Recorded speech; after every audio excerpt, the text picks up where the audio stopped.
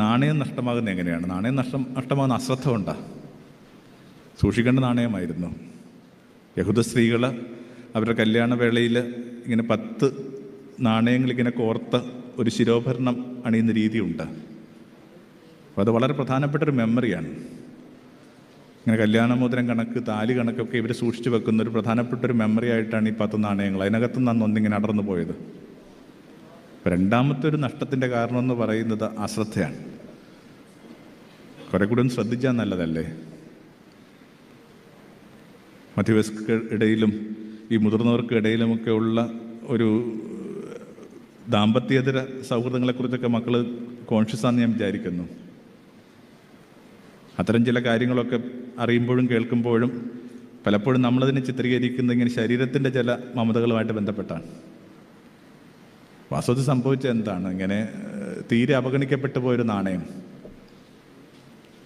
വീടിനകത്ത് ശ്രദ്ധിക്കപ്പെടാതെ പോയൊരു നാണയം, ഒരു മൂല്യവും കിട്ടിയിട്ടില്ല. അതിങ്ങനെ പൊടി പുരണ്ട് കിടക്കുകയാണ്. പെട്ടെന്ന് ആരോ ഒരാൾ ഇതിന് മൂല്യമുണ്ടെന്ന് പറയുന്നു. അത് നുണയാണെന്നും അതിനകത്ത് കാര്യമായി സിൻസിയറിറ്റി ഇല്ലെന്നും ഒക്കെ ഇതിലേർപ്പെടുന്ന മനുഷ്യർക്കറിയാം.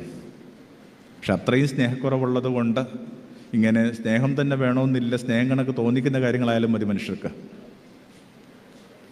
ഞാൻ വിചാരിക്കുന്നു എല്ലാ ഈ ബന്ധങ്ങളിൽ സംഭവിക്കുന്ന പാളിച്ചകളുടെയും ഒരു പ്രധാനപ്പെട്ട കാരണം എന്ന് പറയുന്നത് ഈ വീടിനകത്തെ ഒരു നാണയത്തിന് കിട്ടിയ അവഗണനയാണ്.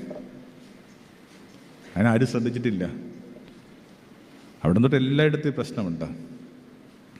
മനുഷ്യർ ഏറ്റവും കൂടുതൽ നഷ്ടമാകുന്ന നിരത്തിലല്ല, വീടിനകത്താണ്. നമ്മളത് അറിഞ്ഞിട്ടേ ഇല്ല. എല്ലാവരും എവിടെയൊക്കെ ഉണ്ടെന്ന് നമ്മൾ തെറ്റിദ്ധരിക്കുകയാണ്. പക്ഷെ എല്ലാവരും അവിടെയൊക്കെ തന്നെ ഉണ്ടാവുമോ? ഒരു ദിവസം ഇങ്ങനെ വാഷിംഗ് മെഷീനിലോട്ടിടാനായിട്ട് മകൻ്റെ ജീൻസ് ഇങ്ങനെ കുടയുമ്പോൾ അതിനകത്ത് വരുന്ന ഈ വെളുത്ത പൊടിയൊക്കെ അമ്മ നടുക്കത്തോട് മനസ്സിലാക്കുന്നു. പക്ഷെ അതിന് മുമ്പ് അവനെന്തെങ്കിലും ശ്രദ്ധിച്ചിട്ടുണ്ടോ? വളരെയേറെ ശ്രദ്ധ ആവശ്യമുള്ള ഇടത്തിൻ്റെ പേരാണ് വീടെന്ന് പറയുന്നത്.